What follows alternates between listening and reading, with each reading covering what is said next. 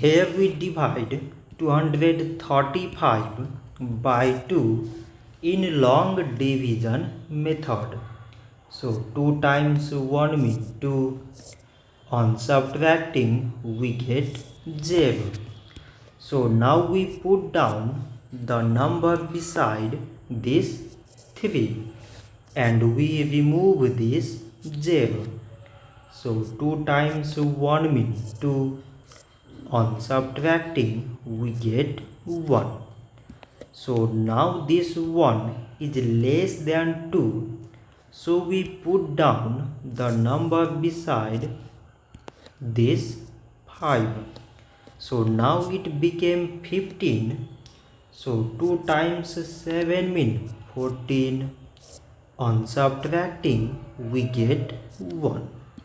So now this 1 is less than 2 and there is no other number beside.